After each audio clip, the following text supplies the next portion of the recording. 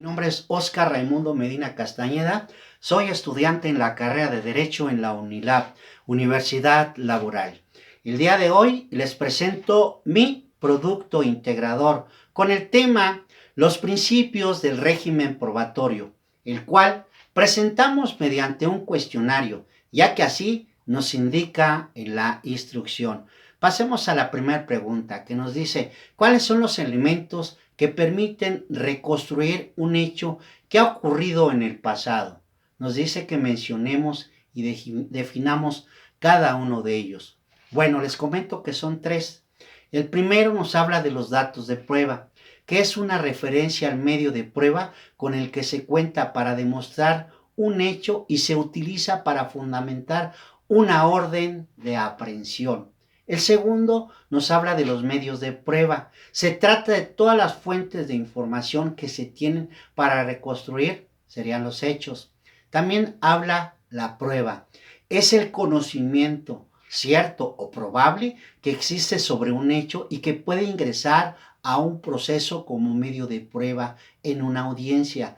Además, le sirve al tribunal de enjuiciamiento como elemento de juicio para llegar a una conclusión respecto a una acusación. Pasemos a otra, que sería, ¿para qué sirven las pruebas? Bueno, son los elementos que permiten reconstruir un hecho que ha ocurrido en el pasado. Ya lo habíamos mencionado anteriormente. Además, son necesarios para que el tribunal tome una decisión respecto a la culpabilidad o la inculpabilidad de un imputado.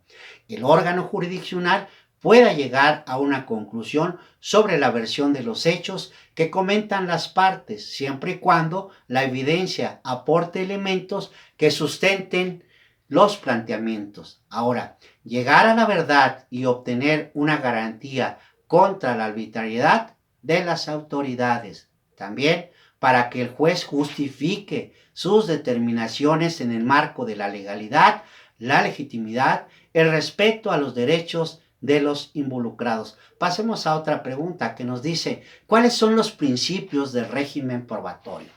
Les digo que son 5.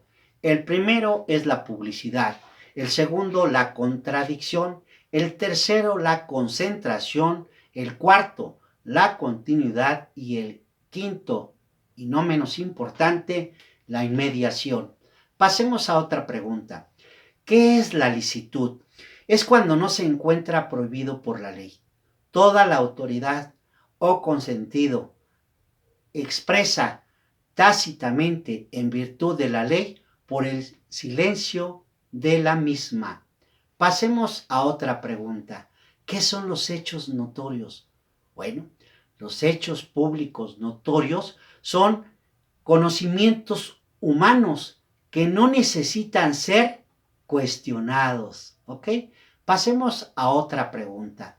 ¿Qué son las pruebas ilícitas? Bueno, las pruebas ilícitas son las que han sido obtenidas mediante la violación a los derechos de otros. Por ello, también reciben el nombre de pruebas prohibidas. Pasemos a otra pregunta. ¿Qué son las pruebas ilegales?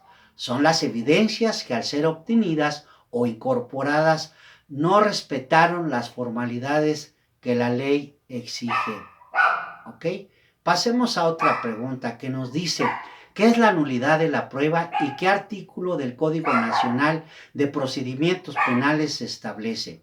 Bueno, en el artículo 264, nulidad de la prueba considera prueba lícita cualquier dato o prueba obtenida con violación de los derechos fundamentales, lo que será motivo de exclusión o nulidad. Las partes harán valer la nulidad del medio de prueba en cualquier etapa del proceso y el juez o tribunal deberán pronunciarse al respecto.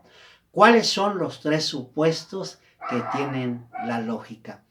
Bueno, los tres supuestos, el primer supuesto sería el principio de igualdad, el segundo supuesto sería el principio de contradicción y el tercer supuesto de lógica sería el principio de razón suficiente. Bueno, en este proceso de investigación logramos detectar e identificar las partes y las etapas que intervienen en un procedimiento penal con el fin de comprender el funcionamiento del sistema penal que opera en el país. Así, reconocer los principios rectores del sistema acusatorio con el fin de valorar su aplicación en los juicios orales, de tal manera que al analizar el término prueba lícita e ilícita, comprendimos aquello que tiene validez en un acto jurídico.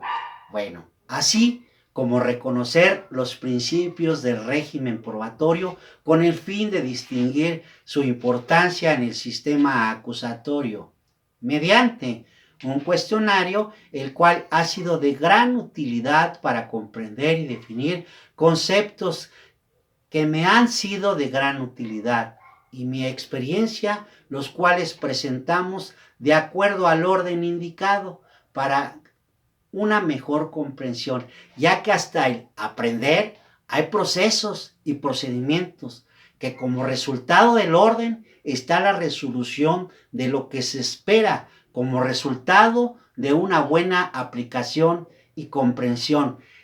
Les agradezco su atención y muchas gracias. Que tengan excelente fin de semana. Hasta pronto.